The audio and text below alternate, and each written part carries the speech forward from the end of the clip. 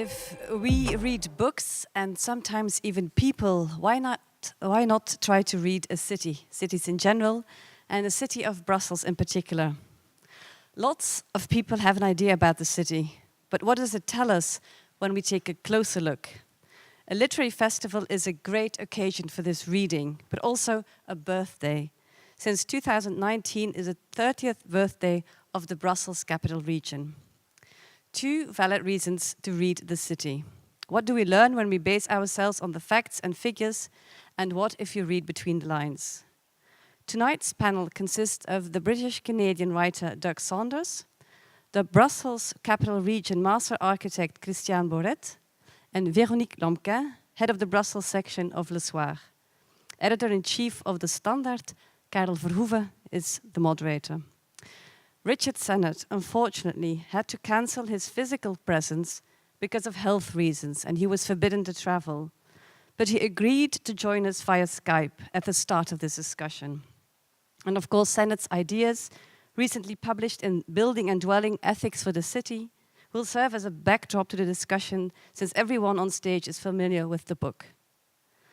This discussion will also rely on the facts about Brussels that the Urban Citizens University Brussels Academy has provided. So a big thank you to them for helping us preparing for this event. And after the talk, the bar will open and there will be books for sale. Doug Saunders has agreed to sign your copy if you like.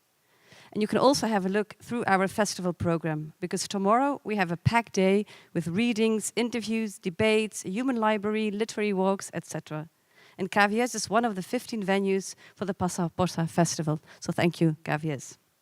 But first, tonight, we have a lot of expertise and knowledge around the table, and I am delighted to give the floor to your host, Karel Verhoeven.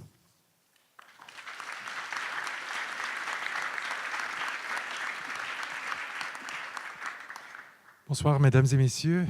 Goedenavond, dames en heren. Welcome. Welcome to this evening of debate and reflection on the city. We have the ambition tonight to open up a slightly novel perspective to Brussels, to read the city anew, to examine to what degree and how this city can or must be remade, be modified, be adapted, or be made completely anew in order to further and to promote the lives of its citizens. Maybe we should, for example, reconceptualize Brussels as a city of arrival.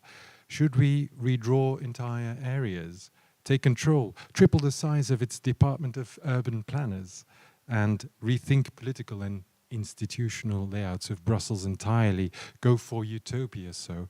Or should we be modest? Should we be cautious?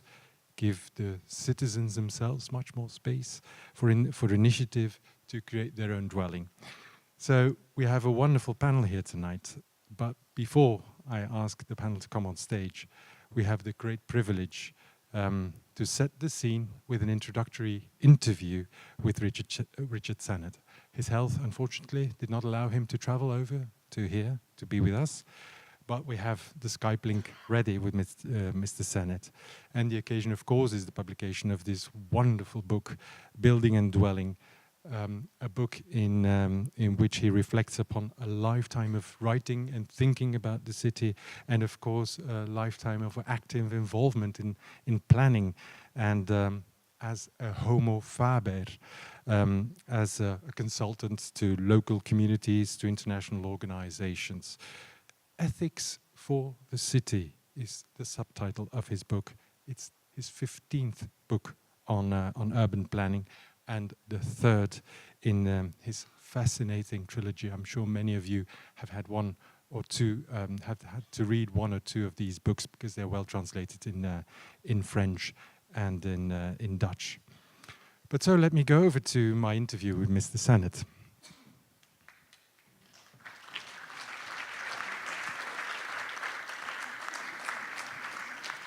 Good evening. Good evening, Mr. Sennett. Good evening. I'm sorry I can't join you, and particularly can't join you for a drink. I hope to be able to drink one of these days, but not tonight. It's wonderful to have you here. We have about a quarter of an hour of interview, so let us set the scene. let me dive into it. Your book is the testimony of a very humble urban planner, none of the grandiose desire for creative destruction with you, none of the stripping of the city to starting it all anew. When you say, we built the city, or I as homo faber, I built the city, what exactly do you mean? Well, I think, to me, you build the conditions so that people can build a city for themselves. You create the conditions in which... How's our sound coming? It's not through? very good. The sound is not very coming through very good, I'm afraid. I hear you perfectly. And we see you perfectly. So if we could lip read, it would all go fine. I see. Well, who knows? But what I want to say to you about this, I hope this does come through, that the error of planning is to think that we can provide a way of life for people. We can enable people to have a life of their own. But a city planner is not like a doctor who can clear up a disease. Not possible. So in my books, what I'm trying to do is find what are the conditions of building a physical place that allow people to interact with each other, to cut down the levels of violence that lurk in a city, and also to find a way to be, if comfortable in each other's presence, to work together in common problems. Your solutions are always local, or because you have remarked at a certain point that when you're in a plane and you're going to great city, they all look alike, and they do. Well, I think that's a kind of double-edged sword. There are some kinds of local conditions that don't suit people very well. I've worked for a long time for the United Nations, and many of the local conditions that people find themselves in cities like Jakarta or Delhi are not good, and they need something from the outside. In Europe, we have a very different sort of situation. We have what we've inherited from the past is time-tested and often better than the dreams of planners. But if you're in a very deprived situation, you need something imported from the outside. That's particularly true because of the dominance of inequality in much of the developing world. I wanted to say to you also about this. Of course, what everybody knows about Brussels is that it has a problem. It has a problem with immigration. And I think this is, in a way, when historians look back in 30 years, they'll say, how could we worry about that? The problems that we face in Europe are problems of climate change and problems of automation. 30% of the jobs that exist in London, Berlin, and Rome, I assume Brussels is the same way, 30% of the existing jobs are going to disappear. Think about what it means to have 30% of a population that doesn't have work. That's the problem. The fact that you hear Arabic spoken on the street pales in comparison to that. Brussels is very seriously menaced by climate change. We should be putting all of our thinking in what to do about that problem. But we've been seduced by a kind of far-right rhetoric to think that integration is the most important problem. So I'm like many of my colleagues in this result. I want to stop talking about Muslims. I want to start talking about jobs and about the climate. We are on the brink of renewing our cities massively because of climate change. Right. We are also bound to produce some huge mistakes as we've done after the World War. How do we make sure that this complete renewal that we have to go through for climate change, that we will not repeat some of these awful mistakes that we've been producing in the past 60 years, 70 years in our cities? I think the way to avoid that is to try out many different things at once. After the war, there was a kind of blueprint put on all cities how to rebuild them. Very similar. In a city like London, for instance, there were only a few kind of strategies that were pursued to renovate the city. With climate change, we need, as it were, many, many strategies going on at the same time and see what works. We need to have a more experimental idea about what the city is like. And that's the planners certainly are not doctors. There isn't one medicine that's going to cure us of climate change. But the inequalities about in every big city is different, but the measure of inequality is about the same. Climate change is bound to produce higher inequality, and rigorous planning has been doing more or less the same. So the combination of the inequality that we have with capitalism and planning could be quite a serious challenge. It could. I would suggest that you come and live in London. We need more socialists. And it's a discourse not having much of here. What I mean to say to you about this is that it's certainly true that if you broke up Microsoft or Google, you wouldn't do anything about climate change. And you wouldn't even do anything much about the kind of automated unemployment that we have. But they're all of a piece. The same political instruments that can experiment with a city are the political instruments that can break up these monopoly capitalism.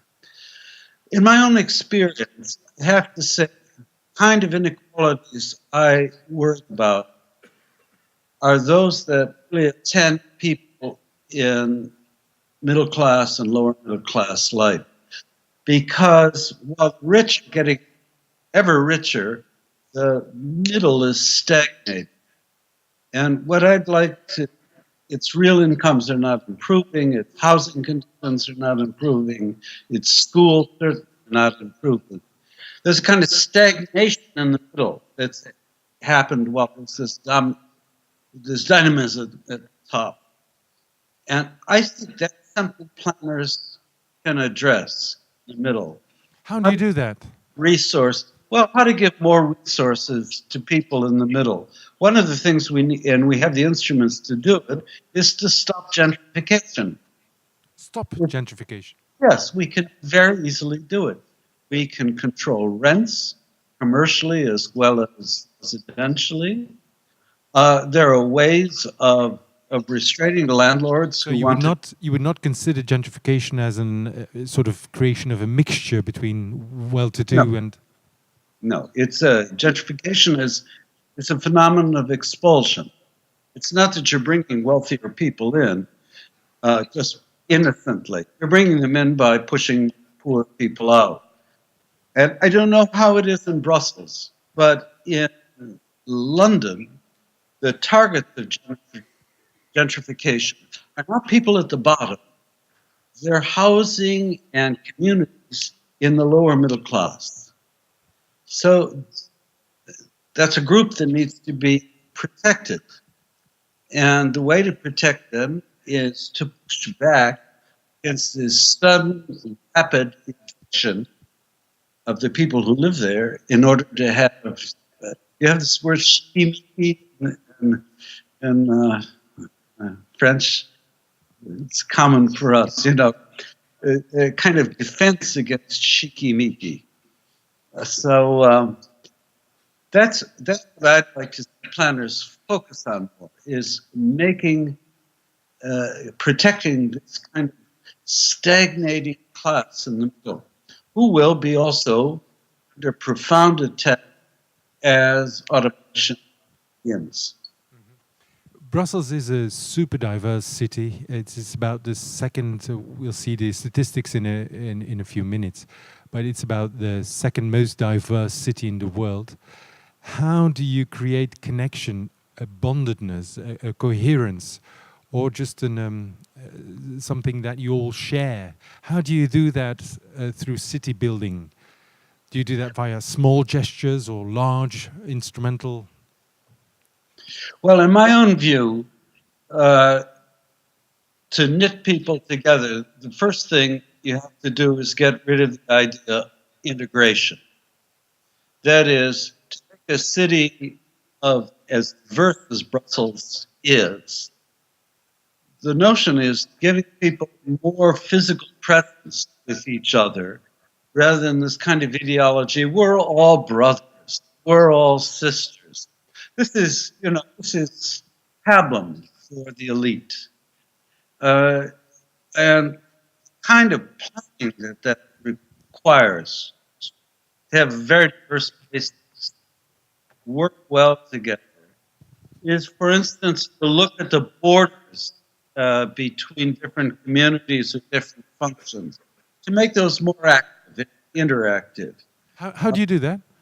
Well, in my book, my very deep book, I suggest 8 ways of opening up the kind of porosity of a border.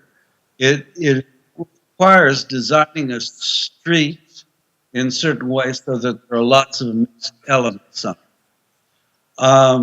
It has to do in London, maybe not so much in Brussels, with the restraint of automobile traffic, because in the last century, most of the public realm has been given over to automobiles. There are lots of ways you can make the city more porous, people more interactive with each other. You can use technology of a high grade, as they do in Curitiba, Brazil, for instance, so that people who are physically separated know what's going on in different neighborhoods and can shop in another neighborhood. These are cameras. And so there are lots of things we could do. But instead, what I think is holding us back is the notion that people have to understand and empathize with each other in order to live together. And that I think is wrong. I think there are other ways of being with people. If I may just say one more thing about this, I wouldn't presume to understand what a Pakistani grandfather has experienced. I wouldn't presume to do that, you know, as a Anglo-Saxon. Why spend lots of time trying to make something that bonds us together? We should feel much more that we can live side by side. In philosophical terms, this is what Emmanuel Levinas, the great French philosopher, meant by le voisin, the neighbor, the next to. There's not unity. For you, that means that integrating Muslims into the culture of Brussels is malign.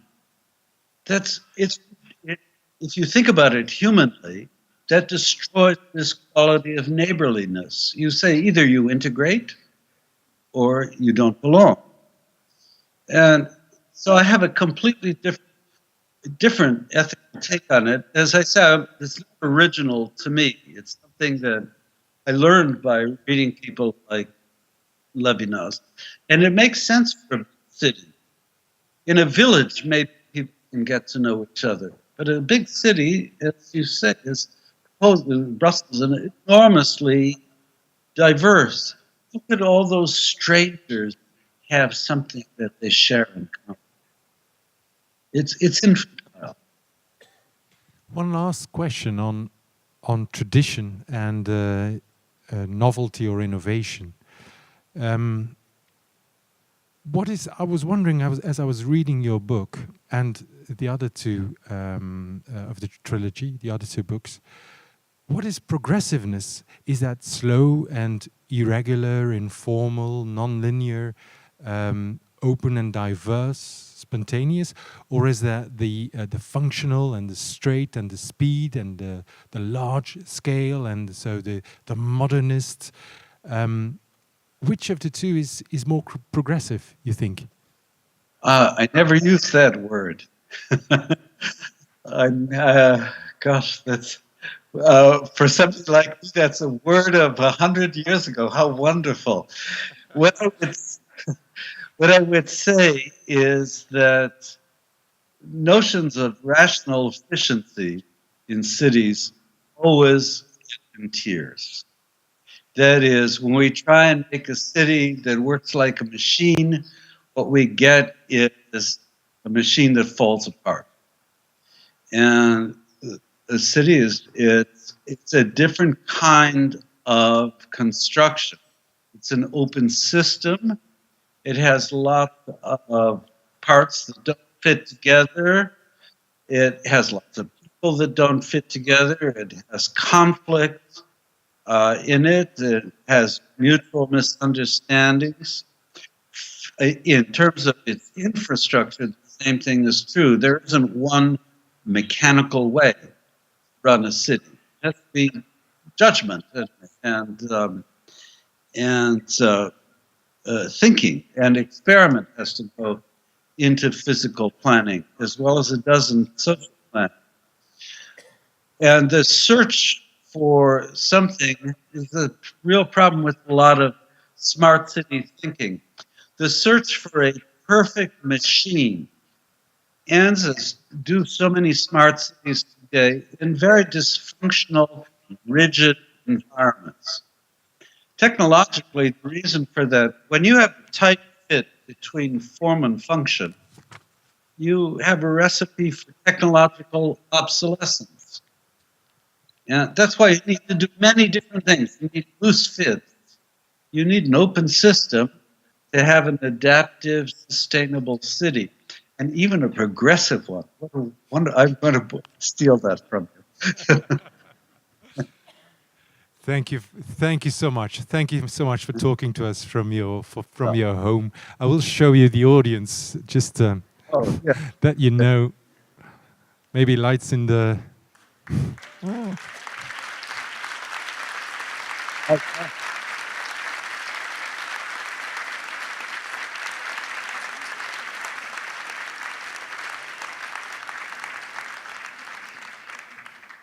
Okay, thank you. Thank you so much. And they're all having drinks. Thank you. Bye-bye. Okay, bye-bye. Okay, ladies and gentlemen. It was a bit difficult to understand, but we had some leading ideas for the discussion that is to follow.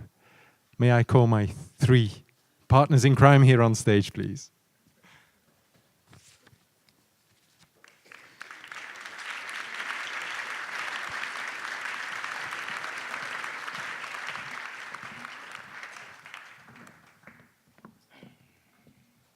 So I'm going to shortly introduce him.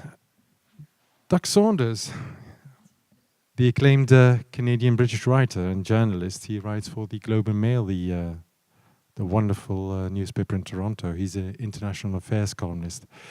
And he wrote one of the most innovative and influential books of the past decade. Arrival Cities is 9 years old, but as fresh as the day it was published. And he went on to write, which is important for our discussion, he wrote The Myth of the Muslim Tide. Do Immigrants Threaten the West was the subtitle of that book. And it's about the kind of myths that, the myths about demographic replacement that led to Christchurch. He is the kind of writer, and you'll notice that in the discussion, the kind of writer who knows his statistics and demographics and who juggles with the World Bank data, but he also goes out into the streets and meet people and hear about their lives, their fears, their ambitions, their aspirations, and then he zooms out and he combines city planning with politics, sociology, and then he discovers wholly new patterns. And let me just tell you a bit about what was in Arrival City. It is a book about the slums, but where he was not looking at the misery and at the destitution, but to the aspiration and to the hopes. And if you look beyond the stench of and beyond the chaos and beyond the poverty, you start to see a place of arrival for hundreds of millions who flee the even more extreme poverty of the countryside, and for whom this Arrival City is the first step into the urban world, the first step to future possibilities, if not for themselves, then certainly for their children. He traveled to 20 cities in 5 continents, and we asked him to have a glance of Brussels, but he's also familiar with Antwerp, so we can have a nice discussion on that.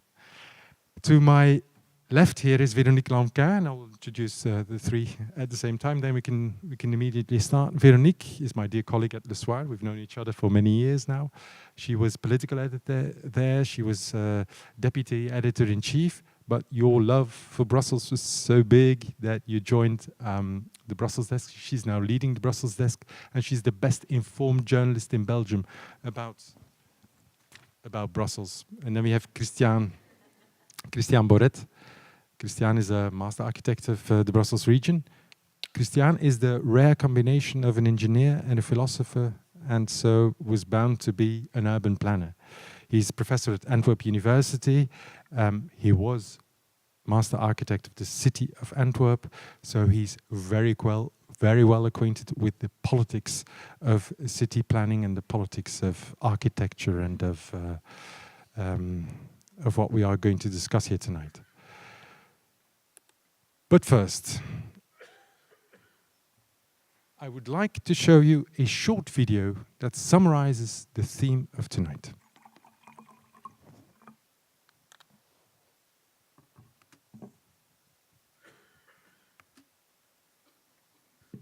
Unfortunately, this is not what's happening. Yes.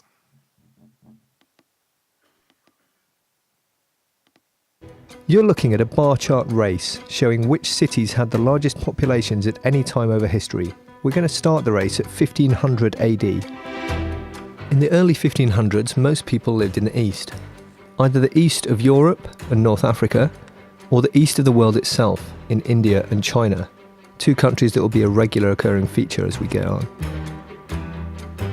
As that century went on, Beijing went from being the largest city in the world to being encroached upon by Istanbul, which then took the lead around 1600. India and China again are dominating here, but note how Paris, London and Naples joined the ranks as other major European cities. As the 1600s continue, note Tokyo rising up there into second place.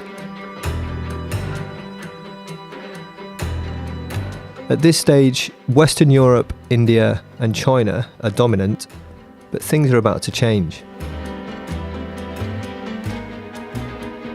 In the later 1700s, the Industrial Revolution took hold.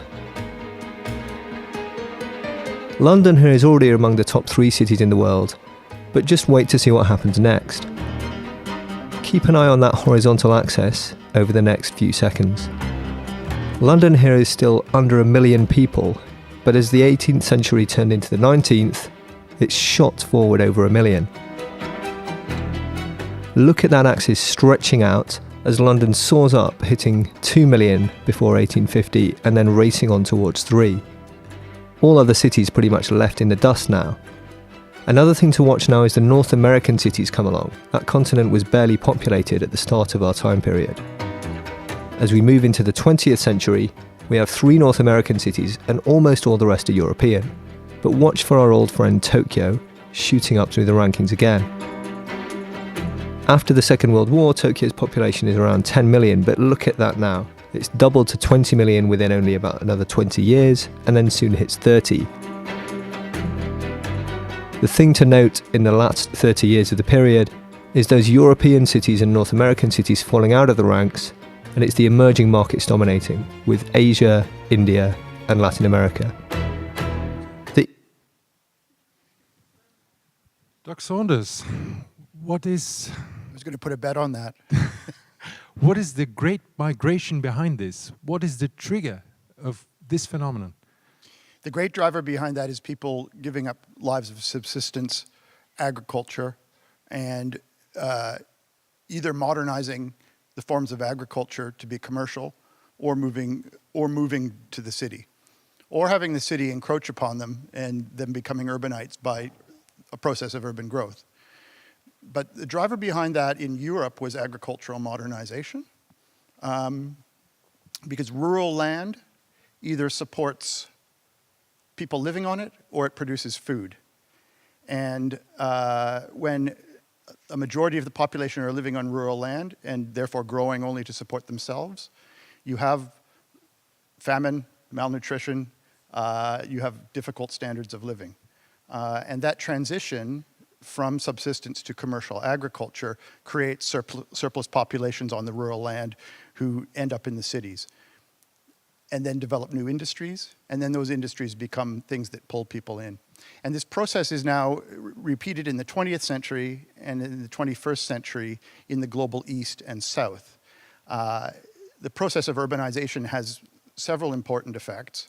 It ends mass starvation and poverty as a mass phenomenon. Doesn't end it completely. It improves standards of living by several orders of magnitude. Even the lowest levels of urban living are better than subsistence or rural living. And it reduces family sizes dramatically everywhere in the world across all cultures, because it causes the education of women to increase. It causes the structure of the family no longer to need to be based on producing extra labor. So we see in Europe, of course, family sizes dropped. In Iran even, the average family size went from 8 children per family in the 1980s to 1.7 children per family now. Bangladesh is now close to that, all through this process of urbanization. So we're seeing the last drive of that as the global East and South do. And this causes human population growth rates to slow, and by the end of this century, probably to begin going down rather than up. So it's important for ecological reasons, it's important for human well-being reasons, but it's a difficult and chaotic process. And the chaos is that you have shanty towns that we traditionally were being seen as the worst expression of inequality and extreme poverty. We had to eradicate them as soon as possible, and you see them as places of chances and opportunities. Why did you have this switch of vision? And as a journalist, because you were traveling there as a journalist, how were you able to look beyond the destitution and see the chance? Because some people are living their entire lives in these shanty towns. I grew up among people in the cities around me, in Toronto and then in Los Angeles and then London, who had been born on mud floors, in villages of Central America or Southern Europe during its worst times, or the Indian subcontinent, and who had built communities around them, starting at a very low income level, where they used the resources of the city, they borrowed money from each other, they established small businesses. They went from being people who were alien and rejected by the city as being non-citizens or unacceptable people, to being people who were part of the new economy. And over the years, as I found myself in the outskirts and interstices of cities like Chongqing and Dhaka Sao Paulo and Istanbul, I found that the forms of community created by people who'd arrived from the villages there, while very different in culture and so on, were built on the same sort of economies and the same sort of social structures of mutual assistance and so on. So I set out to develop sort of a universal theory of what causes these neighborhoods of immigration to succeed or to fail, what can transform them from one to another, sort of a universal theory of these things. And I called these districts within cities created by newcomers arrival cities, the city within the city created by these people. These are very informal cities, and when formal institutions come in, often it's detrimental or it has bad consequences for the people living there. I had the impression that you took side with the informal city and that you saw the formal city as something that makes life much more easy, much more difficult, and that actually wants to drive the people out. You don't want people to have to live in a situation of informality, of self-built slums. Because isn't that a romantic image? You don't want to pretend this is a nice way to live. Nobody who lives in these self-built shanty towns thinks that's ideal or has the ambition to be living there forever or have their children living there. They are a necessary form of transition in some places, but they're also caused by a lack of presence of government, a lack of aid. You seem to find that a good thing, that at first when the outer city first reaches huge volumes of people go there, that there is no formal sense of government, police, electricity, water, that everything is informal, and it helps to advance these people. Well, people are able to find ways to survive doing this because of the lack of provision of those things by the state. And so on, often because these people are excluded or they're not recognized as citizens. People should not have to live like this.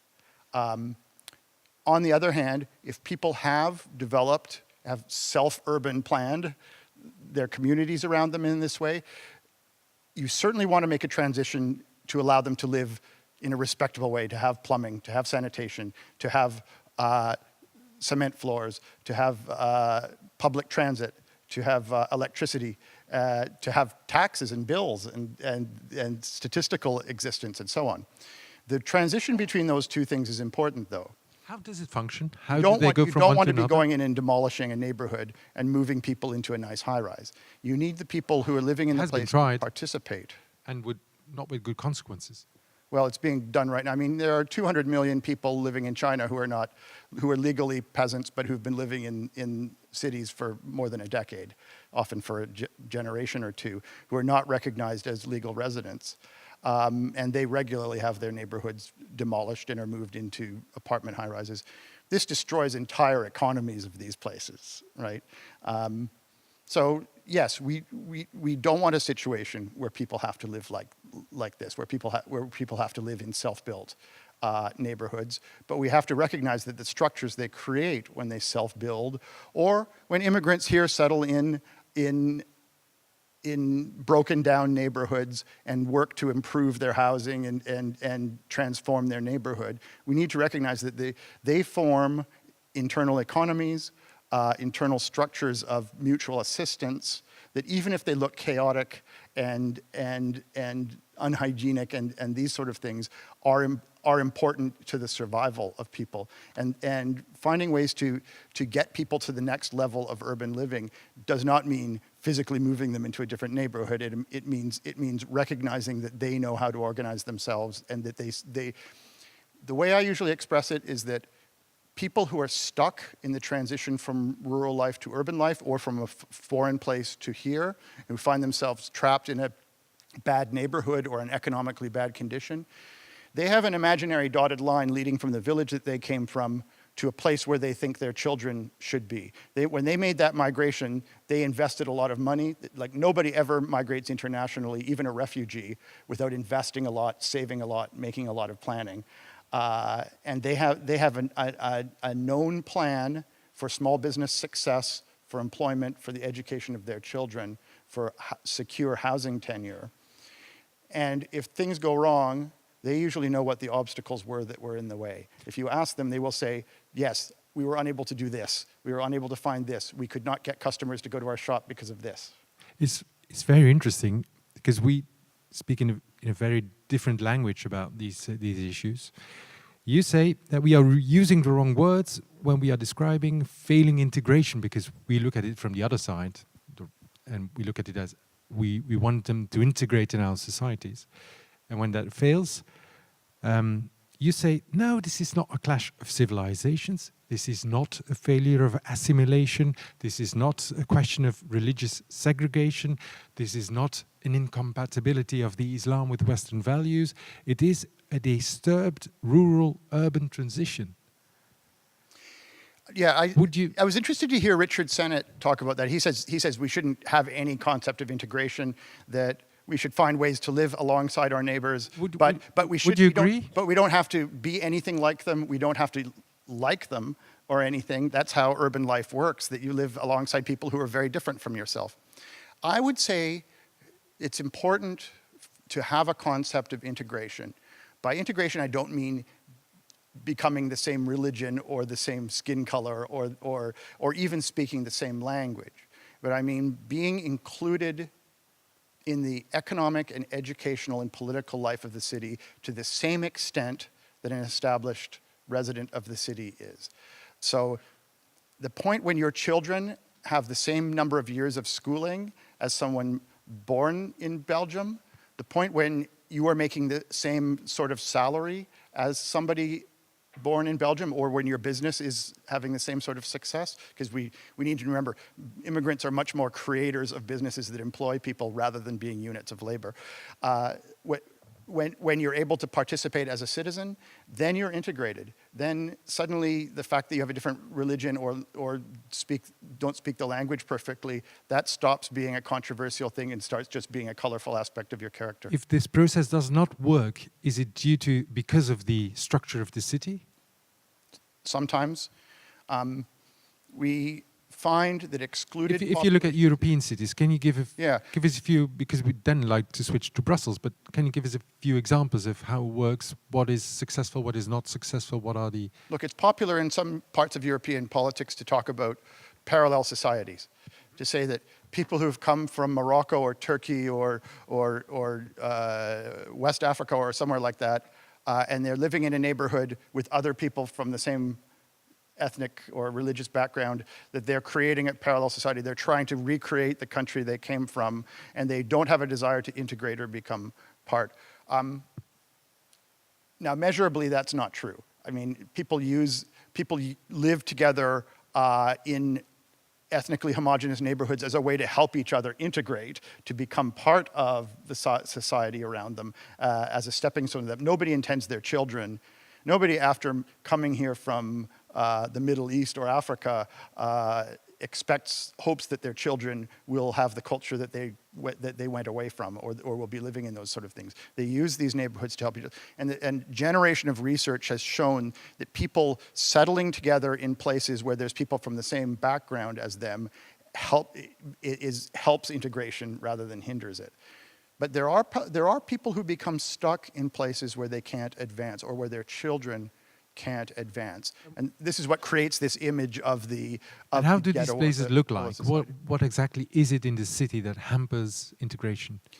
There is usually an obstacle to the achievement of the economic and educational life you want. Sometimes it's because the neighborhood you're settling is a high-rise district way outside on the edge of town, like in Paris, where you can't do the normal immigrant thing, which is to open a shop or a restaurant or a little factory in your housing facility, or if you do, you find that there are no middle-class customers with money in their pocket walking past on the street. Often people today are forced to settle in places of very low population density, right? Our old story is of immigrants settling in the dense inner city, and then if they're successful, moving out. During the 21st century, most immigration to North America and Europe occurs in the suburbs, usually the high-rise suburbs. And those places are very badly suited to economic inclusion and intergenerational economic mobility, in part because of low population density. Places where the population is widely dispersed, it's very hard for people to connect, to form economies together, to start successful small businesses, and so on. But sometimes the obstacles to success can be simple physical things. The lack of a rapid transit route connecting the immigrant neighborhood to the city, thus preventing you from either getting to a good job in time to care for your children, or preventing you from getting customers with money to come to your little shop or restaurant or whatever. A simple intervention like fixing that can be a barrier. Sometimes it's because people are forced to settle in neighborhoods that everybody avoids because they're disreputable, or neighborhoods that the city regards as a place not to be promoted. I've seen too many European cities where they see the immigrant district as a place to warn people away from and to wall off, rather than a place to put up signs and telling tourists to go there to eat the interesting food and meet some money. And finally, often they're lacking an ability to invest in their neighborhoods and to make their neighborhoods successful and to own their neighborhoods. I differ from Richard Sennett a little bit in that I think gentrification can be good for poor immigrants if they have an ownership stake in their neighborhood. I mean, the way that generations of newcomers to New York City or Toronto or London went from immigrant poverty into middle-class success was because they settled in disreputable neighborhoods of the city. They purchased their flats or their houses, or they purchased their little shops. And then as those places rose in value, they used that rising value as a source of collateral to borrow money and as a source of family and actual capital to finance the higher education of their children, the further business success of themselves, and so on. So one thing about urban neighborhoods is they never have a steady state. There's never any steady state in any sort of human community. It's always either rising or falling. You do not want an urban neighborhood to be declining in value or in economic prosperity. You want it to be increasing. You don't want it to be increasing out of control because some investor in another country is pouring millions into every house. But you want the fact that immigrants improve their houses, plant some trees, add an extra room, put some sweat equity, as we say, into the building. We want that to increase the value and them to be able to participate. So cities are slowly learning that gentrification can work well if it's something that the existing residents of the neighborhood are participating in, if they have an ownership stake in the neighborhoods. Belgium is interesting this way in that it's a country where immigrants tend to buy their housing. Mm-hmm. In Europe, that's really only true of Belgium, maybe parts of the Netherlands and the UK. In North America, of course, it's the normal process. I don't think we should have to rely on ownership of housing, though, as the only source of integration, economic integration and mobility. We have a generation coming up who are going to have a much harder time getting housing, not just immigrant generation, but our own children and grandchildren. There's a crisis of low housing supply in almost every successful country in the world, in the East and the West. And we need to find a way to address that crisis of housing supply and create new forms of long-term tenure on housing and ownership of housing and pathways from social housing to ownership that allow greater inclusion of people in the housing process so that every neighborhood the residents of it should feel like they own the neighborhood in some way and that they're able to improve it. Let's switch to Brussels, Kristiaan. Here we have our cities of arrival in the midst of Brussels, Molenbeek, Kuurichem. What is hampering there? Why is integration so difficult, taken from point of view as who reads the city? Yeah, the first thing is that in Brussels, indeed, unlikely as in many other European capitals, in fact, the immigrants and the poor, they live in the center of the city. So in Paris and Vienna, it's extremely expensive to live in the center of the city. In Brussels, for many, many years, it has been quite cheap to live in the center of the city. You could say Brussels has a kind of the form of a traditional European city, but it's American, like Detroit, where the center has been the place of the poor, the place of dilapidated buildings, and so on. There is a lot change going on now. There is a lot of gentrification, surely. But you could say that gentrification in Brussels is still going slowly. I think if I look at, because integration of... Could I have the images here on screen? Yeah. Wonderful, thank you. So I'm going to show you some graphs while we are talking. On just on statistics on Brussels, on poverty, on the area, and on how diverse Brussels is. Sorry, Kristiaan. Yeah, yes, but because probably you will show what we call le croissant. Yeah. Exactly. Le croissant pauvre. So this is the area where the most poor people in Brussels live.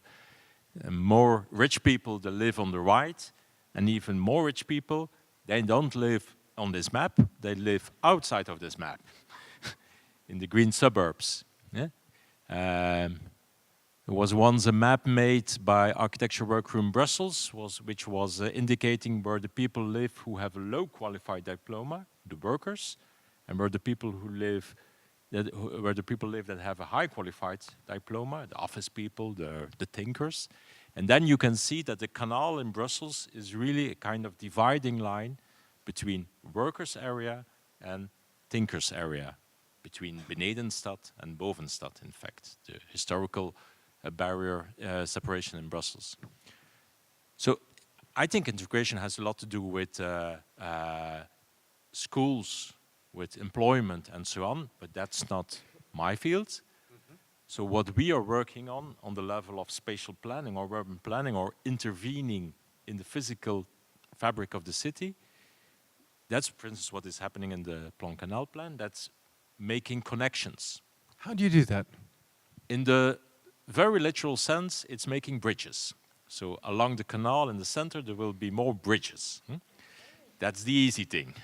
People are waiting for these bridges. Yeah. I'm waiting for 10 years. For 10 years they've been waiting. I know. But perhaps a more interesting thing is the Porte Ninove, the Ninove support. You should know it's, for the people who do not Brussels, it's crossing on the canal. It's typically Brussels because it's an area that belongs to 3 municipalities, 3 different ones. So that's why for many, many years, even longer than the bridges, it has been impossible to do something there because the 3 mayors couldn't agree. I don't know if there's time, but it's a wonderful anecdote. You know, in fact, it's a dramatic story. So I think something like 6 years ago, a guy who was biking there at night, cycling there at night, was shot. It was unknown by whom and so on. So of course, police and so on, police calling the mayor. And I don't know if it's true or it's a legend. And they say, the police says to the mayor, there's a guy shot at the Ninove support. And the mayor immediately asks, which part of the Ninove support? Is it my part or is it not my problem and it's the problem of the other mayor? So that's a typical Brussels story. What we are making now at the Ninove support, and I think that could play a part in this way of how can you, by intervening in the urban fabric, work on integration, is we are making a park, a huge park, huge in the sense that it is covering the entire area that is possible. And the park will be very open, very neutral, so not yet programmed. So that's what I liked in the idea of Richard Sennett, that in the city, perhaps, you don't have to aspire to become all brothers and friends and to force people to do everything together in the same park. So the park will be neutral so that it can be used by different people in different ways. I can imagine some young people going for sports there. I can imagine a Syrian family having a picnic. I can imagine some bobos doing something more bourgeois bohemian in the park. And then what is about, and that's what because I have been having Richard Sennett as a student when I was young, and so that's what I've been learning. What is urbanity in that park is the fact that those different ways of living are exposed to each other. They're not becoming the same thing, but you get aware of the fact that other people are living in another way in the city. And so that's also, I think, the discourse of the Parkspoor Noord in Antwerp. A neutral space, a quite open space, more or less programmed, but not too much. And many people are doing many things there. And by the fact that people get together, so they're coming together in the park, but you're not doing all the same thing, and you're not becoming one group of people. So it remains several. Would people in the park describe themselves, Veronique, would people in the park then describe themselves as Brussels inhabitants, citizens of Brussels? Or because for 10 years now we've seen in Brussels the attempt to create, or maybe longer, the attempt to create a Brussels identity, a sort of mongrel thing that we are proud to be mongrels and we are Brussels. Do you think it works? And do you think that a park like that, bridges, that they can create this identity? What's your impression being a journalist and traveling to all these places? You can't create an identity, but I think that people in Brussels have created their identity, and that's a very recent phenomenon, but that's very, you can hear it and see it. People describe themselves now as people from Brussels. There is this identity from Brussels, because all the people living in Brussels, the common point is they live in Brussels. For the rest, they are from every country in the world. We have 184 nationalities in Brussels. We are very diversity. So the common point is Brussels. That's the place where people live, where they go out, where they work, and that's an important part of this Brussels identity. And I wanted to say something about integration. I don't think integration is a problem in Brussels. When you talk about deprived areas and so on, the problem is inequalities. I mean, people living in Molenbeek, in Anderlecht, in Le Croissant-Pauvre, these are Belgian people or people who live here for years. So that's not a problem of integration. It's a problem of inequalities and have access. You considered these areas? Have you considered them as places of arrival, where you see that people are passing through, or people being stuck there? All Brussels is a place where people are passing through, because when you see 1 out of 4 people stay is here since more than 5 years, so people are passing. Staggering amount of people that change. So 1 in 4 is staying less than 5 years in Brussels. So, but these are people working for international institutions. These are refugees or candidate refugees who want to go elsewhere. So many people pass through, that's for sure, but in the neighborhoods you have a problem of access to school and to the labor market and so on, and that's the problem in Brussels. And so therefore integration is no longer an issue, because you have so many people living here for so many years and people who don't want to stay here for long. So integration is not a term for Brussels, I think. Doug, is that a feature of huge cities, contemporary huge cities, that there's no question of integration anymore, but there's a question of what do you have in common? Yes, there's a question of inclusion. Most successful cities become diverse cities because they attract people from all over the place. And if people are successful enough to become economically included, then they are able to keep some aspect of themselves and so on. I mean, I live now in Toronto. It's a city where 50% of the residents of the city were born in another country. The numbers are similar, or even more so. It's more in Brussels. Yeah, it's like 2/3 of people in Brussels were born somewhere else, outside of Belgium. And the question comes, how do you have a civic identity? What I find is that often people who come from another place have a much stronger sense of civic patriotism and municipal patriotism than they do any connection to the country that they're living in. People partly because they'll support the football team and that sort of thing, but and what are the signs that people are included, and so on. A funny thing happened in Toronto, where we had a right-wing populist mayor elected, despite being one of the most diverse cities in the world. Actually, not despite being one of the most diverse cities in the world, because of it. Because the people who voted for and this right-wing populist mayor was known in international headlines because he was an addict of crack cocaine and very colorful character, and wasn't very good for the image of the city. But what was interesting is that, and he spoke out against immigrants and used racist terms and all this. What was interesting is that he was elected mostly by people who weren't white and were from immigration backgrounds. Because he had a populist message saying there's an elite controlling the city who are keeping you excluded, keeping you on the outside, keeping you in the neighborhoods with bad public transit. and they're getting all the money and they're getting all the nice contracts and that sort of thing. And it really resonated. And it's an interesting sign of a certain sort of integration when people will vote for something like that as a protest movement, because they see themselves as citizens of the city. I think the next generation of diverse cities is going to see a complex sort of politics like that, where it's not just a politics of inclusion, but it's a more sophisticated second generation politics of wanting to have a fair share of the assets of the city. One of the traditional ways in which civic identity was constructed over the centuries was by constructing things, building things together in a style proper to the city. Aesthetics, style, beauty is more or less absent from your book, but it's also more or less absent from Richard Sennett's book. How do you look at it? Yeah.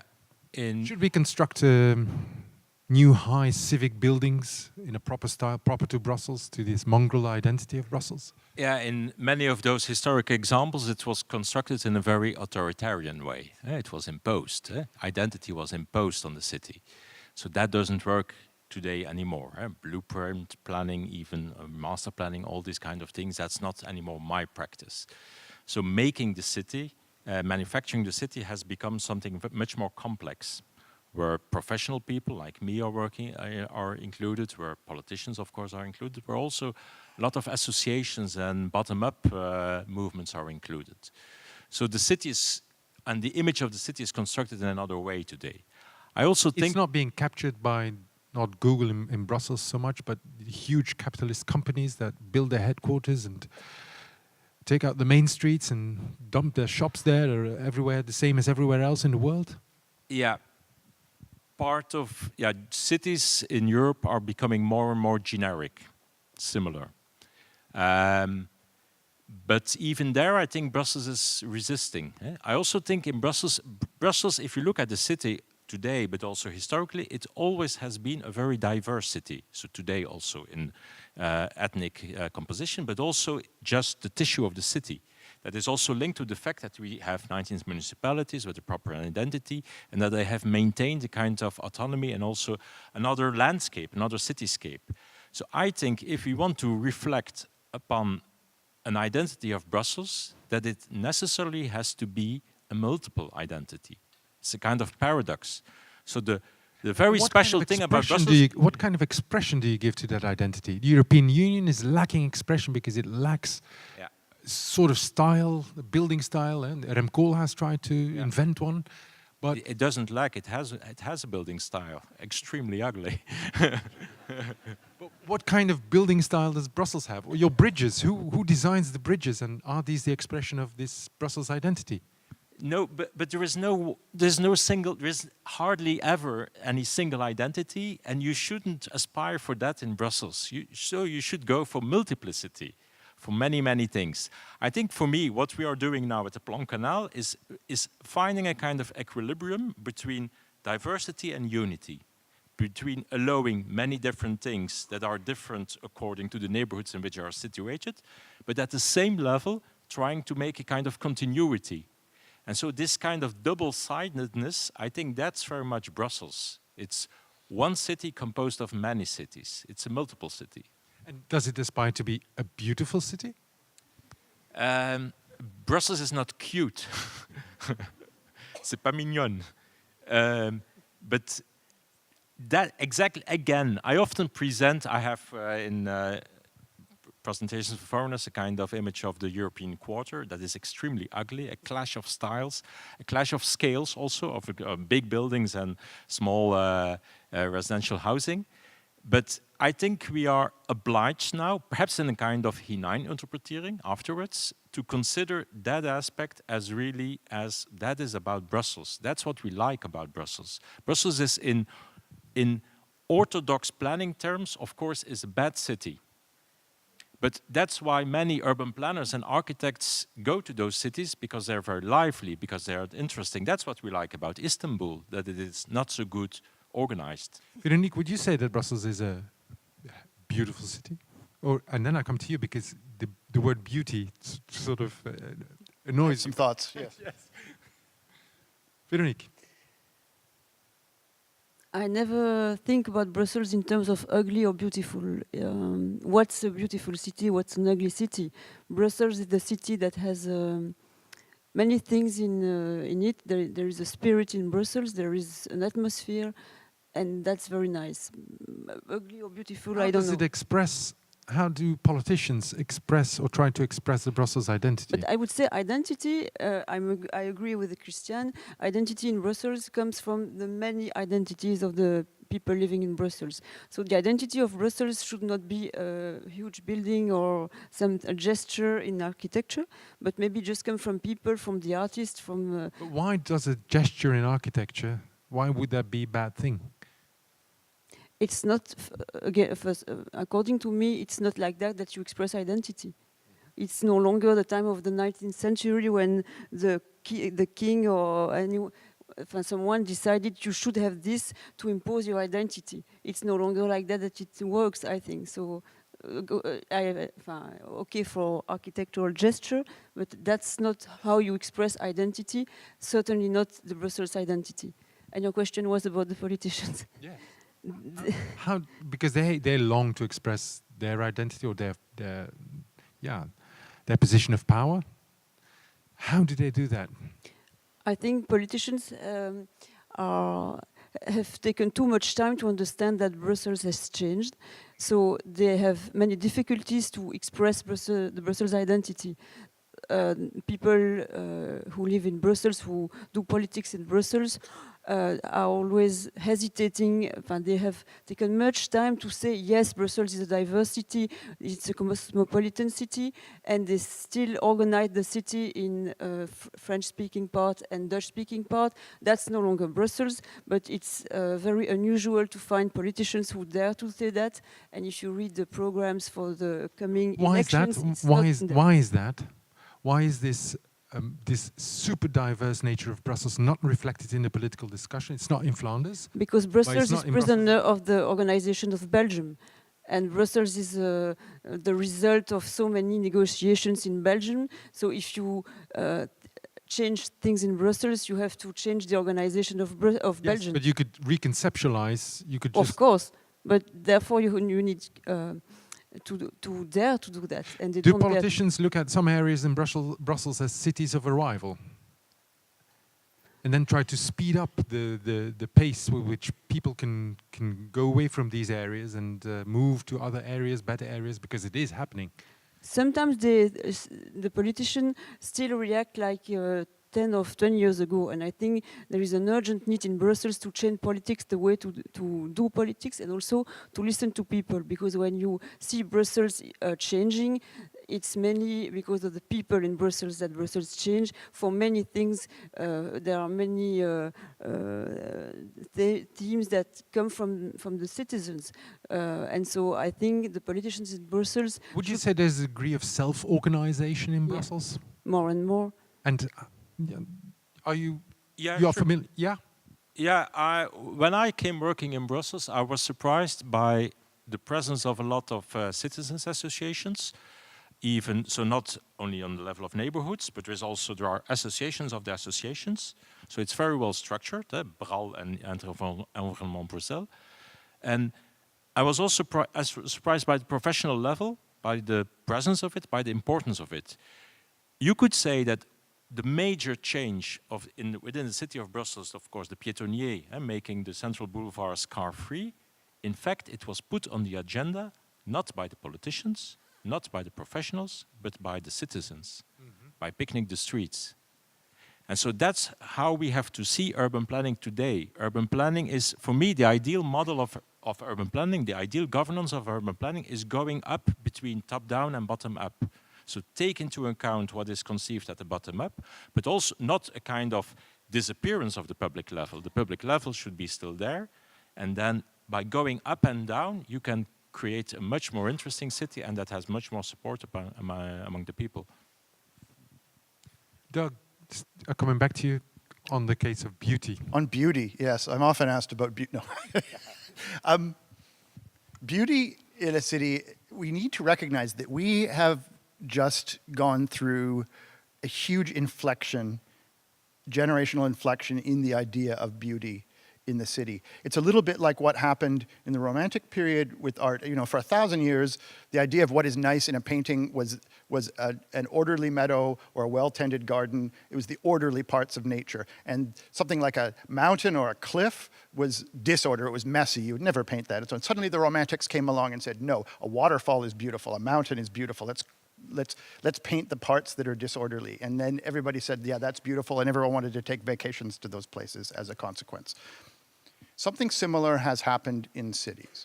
And this has happened very quickly. I mean, when I was in my 20s, in the 1980s, Brooklyn was the ugly part of New York City. Nobody went near there. Brick Lane was the ugly part of London. You wouldn't set foot there. A few years earlier, Greenwich Village was the ugly part of Manhattan. Nobody wanted to go near it, and that sort of thing. And as a result, those were low-cost places where immigrants settled, where they altered the shops and so on. They created an uneven, slightly chaotic look to the districts. And somehow there was this inflection in taste. And middle-class people, the people who can afford to choose a place to live in a city because they consider it beautiful, which is a very small slice of the population. 99% of people in the city live in a particular place because it's what they can afford, or it has economic opportunities for them. I often point out that immigrants want three things. They want known economic or business opportunities, they want people who can help them out from the same background, and they want housing they can afford, but they will always drop the third thing off the list, because people will always go to somewhere that's unaffordable if it has the other two things, right? Immigrants never go to the cheapest cities or the places that are failed. However, this remaking of the neighborhoods by the newcomers and the creation of higgledy-piggledy fronts suddenly was seen by middle-class people as a form of urban beauty. Suddenly people wanted to live in Brooklyn. They wanted to live in Brick Lane. They wanted to live in Greenwich Village. They wanted to live in the places that had previously been seen, in part because newcomer communities had transformed them into these places that had variety on the streets and life on them and that sort of thing. Richard Sennett and I were both, our starting points for his new book and for my book, Arrival City, were conversations we had with an urban planner and activist named Jane Jacobs, who was a neighbor of his in Greenwich Village in the 60s and a neighbor of mine in Toronto in the 1990s. And we had conversations with her about her, and her ideas were based on this higgledy-piggledy life on the street, on having a variety of commerce and living and what she called the sidewalk ballet going on the streets. So the tight-knit interaction of different activities in the cities and forms of low-level planning that would encourage that tight-knit activities. And I won't get into the details, but our books both spring from the point where we broke from her ideas. He said, no, you also need some top-down planning. I said, no, we also need to analyze the interstices and outskirts that get ignored by this. But in part, that type of life that she described on the streets became the idea of beauty in the city. And as a result, those districts that were once considered ugly, and I would say that, you know, Molenbeek and the Croissant are very close to becoming hipster districts, because they're seen, you go there, you see all sorts of people walking around saying, oh, look at these cool shops and bakeries around the market, and look at these nice houses. I think Brussels is close to a point where those inner city immigration districts are going to become the desirable places, and the next generation of newcomers will be forced to the outskirts like in many other European cities. Is that the case? Is that your impression as well? It will take time. How long? I don't know. How It's much have you difficult to- seen Brussels change in the But past it's 20 diffi- years? Your answer, Has it changed in Molenbeek? How has it of changed? course it changed. but Yes, but how has it changed in the direction of going into the hipster middle class area, or changed in the direction of being more of an area where people are stuck? there are changes in Molenbeek, especially because everybody now acknowledges that it's urgent to do something for Molenbeek. That's one thing. And it's difficult to answer a question because Brussels has changed very much, very quickly, but nobody has seen Brussels evolving like that 20 years ago. And so it's very difficult to understand the urban evolutions, but of course Molenbeek changes, of course Anderlecht changes, but these neighborhoods have to change. And what's perhaps new is that there is a general common sense that priority must go to these neighborhoods because the inequalities in Brussels are very dangerous. Is that the political sense of urgency? Is it in Brussels? Is it bringing politics to unity? These last years, with the last government, inequality was not on the agenda, which was very strange, but it was no longer one of the hot topics on the agenda.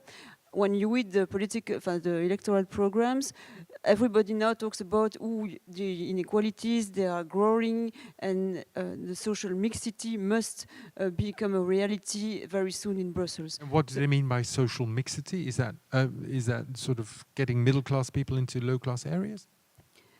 It's allowing people from the deprived neighborhoods to be included in the city, so to have access to good schools, to have access to labor market, and schools so on and labor so on. market. Yes. So that's what it is to fight inequalities, I think. Do you see that Brussels politics is that this croissant is changing, and do you see a form of evolution upwards? Yeah, the croissant is surely changing. I think it's perhaps in an implicit way still on the agenda of politics, because the croissant is in fact a bit larger than the croissant, is in fact also the perimeter of an area where a lot of subsidies are going, where a lot of investment is being done. And so the priority of the investment given to that area is of course linked to the fact that there is inequality in that area. That's the contrat de quartier, de wijkcontracten. The horrible thing is that that's really the problem of a lot of urban planning, that improving the area often means that you're pushing away people that are originally living in the area. So what is it changing in Molenbeek as specifically is that you can see it, the front of Molenbeek on the other side of the canal has changed. It has changed architecturally, new buildings, but it has also changed socially. Other people living there, a kind of gilded edge. And so that's very difficult to stop. So I think if we want to, because social mix is a double-sided sword, it's a double tranchant. It's working, it's bringing mixity in the area, it's avoiding that an area remains a ghetto, or means a no-go area, a very self-centered area, so it's opening up the area, but it's also, of course, pushing people out of the area. So I think we should, in Molenbeek and Anderlecht, we should, along the canal, we should much more invest in public housing, in social housing and public housing for the middle class. So publicly controlled housing, whether it is by building ourselves or by controlling rent, is the main weapon against gentrification. And that's not happening enough. Tour et Taxi is a huge area with thousands of dwellings, not one social housing. You've worked in Antwerp as a master architect. How would you describe the institutional situation, or would you say that the institutional situation in Brussels is hampering this sort of decisive action, that you would build social housing and yes, you would go for robust development? I'm supposed to say that Brussels is more complex than Antwerp, which is a kind of open door. You've had quite some experience in Antwerp with political decision taking. Yeah, and political decision taking in Flemish cities is complicated too, and you have several levels of governance in Flemish cities too. So it's not so much that the Brussels lasagna, as we call it, institutional lasagna, there are more layers, but that doesn't mean that in other cities there are no layers at all. Of course, Antwerp has only one mayor, so he can decide more easily. But for instance, what is not so much known, in Brussels, the public transport company is a regional company. So that means it can be controlled by the regional government. And so that means that the policy of the STIP can very much be coherent with the decisions of the Brussels government. In Antwerp, that was absolutely impossible. To force the lane, the Flemish public transport company, to do something that coincides with the ideas of a city government, that was really difficult. Also because sometimes it was controlled by other political parties and so on. So that's an example of the opposite thing, because we're so much bashing on Brussels that it's complicated and so on.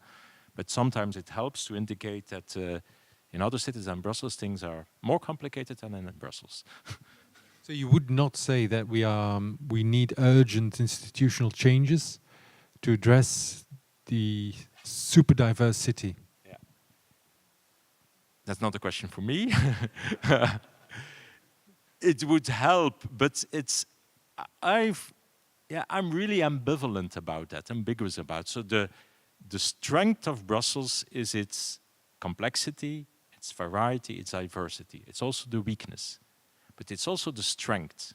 So I think also that Brussels, in that, also because of the diversity that is huge, Brussels could be considered as a kind of laboratorium for the future European cities, because all European cities will become more complex, more diverse. So we shouldn't try to reduce complexity, we should try to deal with it. That's another position. Doug, you've seen 20 cities for your book then, you're doing new research now. Have you seen cities where decisions are being taken rigorously, efficiently, and easily? It's never okay, yes. I have seen cities where decisions are taken quickly and easily and rigorously, and those are cities in China, because they have no democracy, and the city can say, over the next 2 years, we're going to build 5 new underground lines, and we will just demolish any neighborhoods in the way, and we'll build them by fiat.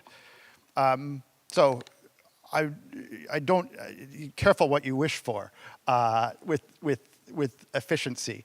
That said, there are extremes in the other direction too. And if you look at the history of large, complex, diverse cities, the point when they were best able to solve some of their problems is often the point when they were able to simplify their government structure. The point when New York City ceased to be 5 different cities that competed with each other and sabotaged each other and so on, and it unified into a single entity. The point when London stopped being 27 boroughs, each with its own tax-raising ability and its own mayor, and developed a mayor at the end of the 1990s.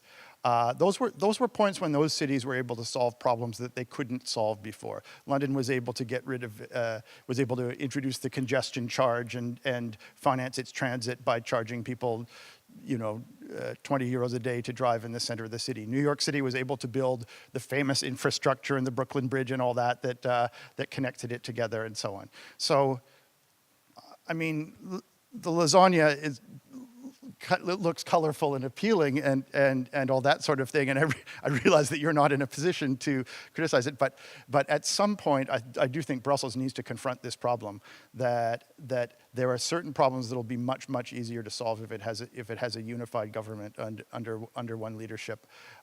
Look, I come from Canada, a country of 2 linguistic solitudes that don't unite and or cooperate in any way, and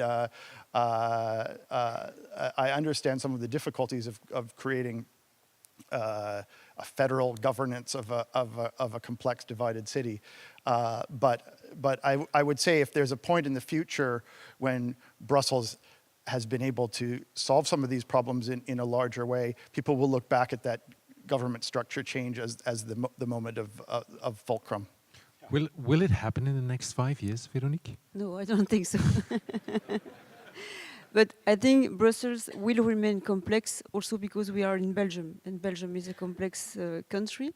But the complexity of Brussels today is no longer adapted to what the city has become. So the city is still organized with the French-speaking part, Dutch-speaking part, and that's it. It's no longer like that in Brussels. The debate about the municipalities, the region, everything can be open, but the purpose should be to have Brussels organization more in line with what Brussels has become.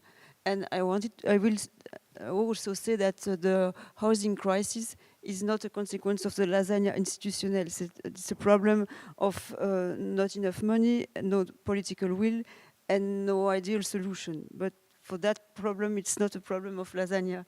Voilà. But Brussels will remain complex. No doubt about that.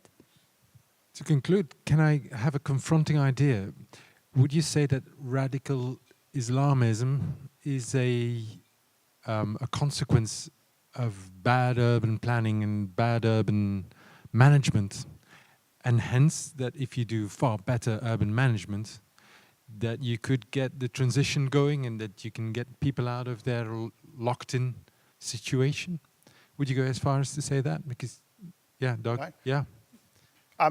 Because you studied extremist ideologies of the violent sort, and I would say that the sort of the type of extremism that we saw in New Zealand last week and the jihadi stuff that has unfortunately, tormented this city over the past decade are essentially the same ideology. They attract the same sort of young men, and they are based on a similar worldview. I would say, some people would say no, this should be removed from anything involving, neighborhoods or institutions or things like that. The things that cause young men to fall into traps like this are things that can be located to specific living conditions. This does not mean that people trapped in poverty fall into extremism, because it's not people from impoverished backgrounds who fall into extremism. It's not people from religious backgrounds who fall into jihadi or white supremacist extremism. It tends to be people who have a propensity to violence, but who have fallen out of the education system and out of the conventional economy at a fairly young age. And we know this from the examples of young men from this city who've fallen into extremism. They are not people from the margins. They are not people from religious families. They are people who fell out of school early, usually, fell into the gray market economy, and then into petty crime, and then to larger crime, and then into prison. And in prison, they became radicalized and that sort of thing. In Amsterdam, after a very famous terrorist act of violence a decade and a half ago that still shapes that country's politics. Murder of Theo van Gogh. Yep. The mayor at the time, Job Cohen, decided that one of the things that drove that young man into the arms of extremism was the specific built form of his neighborhood, and also how the schools worked and things like that. And that it was a neighborhood that, because of the way it was built, caused isolation. I write about this in my book, Arrival City. And that one of the interventions that could prevent young men from falling out of the system and falling into marginality in this way would be to intervene in this neighborhood, to triple the population density, to create connections between people, also to put in better schools, to bring a mixture of middle-class people in who would allow businesses to succeed and so on. And that's one of the largest urban renewal projects in Europe. It was stopped for a number of years because of the economic crisis, but I revisited it again last year in Western Amsterdam, and it's interesting to see some of the good things there. One of the things they decided is that 2/3 of the housing should be housing that you can purchase and own, because it had been mainly social or rental housing before. And a pleasant surprise they found, because they'd made it this way because they hoped that yuppies from downtown would come and buy up flats, so you'd have a mixture of cultures and people. One of the pleasant things they discovered is that the people of Moroccan and Turkish descent, who'd made a little bit of money with their small businesses or whatever, were purchasing these flats in their neighborhood. So people were deciding, if they had the means to become middle class, they were deciding to become middle class within their own neighborhood, rather than to move out to the white neighborhood, as it were, and so on. And it's created a form of social cohesion, because now you have people who aren't trying to flee their neighborhood, but who are trying to stay in it and improve it. It's not utopia, but it's a set of ingredients that can help. That radicalization is more difficult there? We'll have to see. But it certainly is worth looking at the things in a community that cause young men to fall into problems like this. And if there are environmental things in the school system that encourage people to leave school at an early age, built-in incentives like that, or things that exclude people from the conventional economy and force them into gray market or criminal economies, or things that make family businesses fail, or things like that, then it can't hurt to address those things, because even if they're not the ultimate solution to problems of radicalization, they're problems that need to be dealt with anyway. Any district where a significant proportion of young men are not finishing secondary school is going to have big problems of one sort or another, whether they're radicalization or something like that. There's no economy for people in that position anymore, and it's one of the big things a lot of European cities need to address is the fact that there's a generation of young men, some of immigrant backgrounds, some not, who don't have the right resources for them. Kristiaan, did you consider terrorism as a city problem, as an urban problem, as a design problem? It's very seductive to link social problems to spatial solutions, because spatial solutions, you can plan them, you can execute them, you can invest and so on. They seem like easy solutions. While I think it's of course more complex. I don't trust urban planners who want to change the world. So I think urban planning shouldn't take that position. And I'm rather against what I know, of course I know that spatial conditions, if a neighborhood is well connected or not, if it's isolated, if you're not confronted to other people and others, so these kind of aspects are important, but they are at a bit larger level than the architectural shape of the neighborhoods. That was the mistake made by architects in modernist period. That was the mistake of Bauhaus. If we build modern buildings, people will become modern. That is the mistake about these metaphors of transparent buildings. If we build glass palaces of justice, justice will become transparent. That doesn't work. So things are more complex than that. And thanks God there are more complex, because I think we have to embrace that complexity. But the problem could be very much linked to local situation. To a very local situation, which is also a spatial situation. Have you looked at Molenbeek after the attacks differently from a spatial perspective? Will you propose different solutions? Honestly, no. I think but more in general terms, what was speeded up is investments in the area. What is perhaps a nice example is that I think schools are very much important for avoiding isolation and so on. And so that means in my very personal practice, in my very personal attitude, because a Bouwmeester is discussing about urbanity, but is also judging on the quality of a building, of the facade, this kind of nearly on beauty. And so I have to confess that in the case of schools, I'm much more easy, because I don't want to slow down the project, because I say this is urgent, this should go on. Also, for instance, temporary buildings. In many cases, bouwmeesters and also building permit agencies, they are against temporary solutions, because we all know in Belgium that temporary solutions become the final solution. But also in that case, in the case of schools, to the people of my team, said, let's go for it. So because there is a really need of schools in Brussels.